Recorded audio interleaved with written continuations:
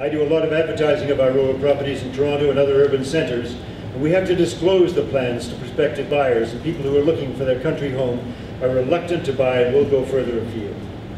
It is inevitable that this will have an effect on property values. The values in these areas have been increased considerably over the years by the influx of these same buyers.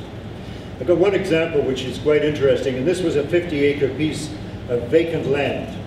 And the owner had passed away, but before he did, he had signed an option agreement for next year, as it turns out, the wind turbine company. So the executor of the estate asked for two people to go in and give an evaluation, an opinion of value. The first broker that went in was not aware of the existence of the option. He put a value on this property, mixed property, some wetlands, some high, good building sites, some wooded area, a little bit of open land.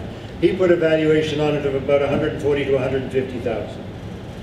I was the second one asked in, and because I know the area very well and know all the surrounding neighbors, I happen to know that this property did in fact have an option agreement signed on it. So now it's very, very difficult to evaluate this.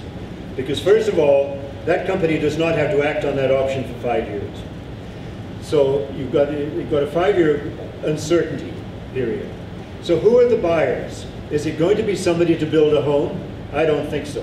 For the simple reason that because the company has the option on that property, if you're going to build a home, you will have to place that home 550 meters from wherever the company wants to put a turbine.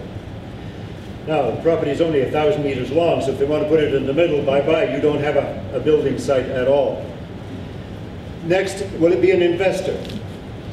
An investor might possibly be interested in buying it to hold the property with the idea of getting some revenue off it, if in fact a turbine goes on it. But again, it's 5 years before they have to decide whether, in fact, to put one on that particular piece.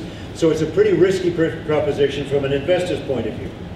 In this case, there was only one buyer. And that one buyer is the neighbor, because the neighbor has already signed for a turbine. It abuts his property, and he, therefore, could benefit from it. It'll give him a little extra land. It might give him another turbine, possibly.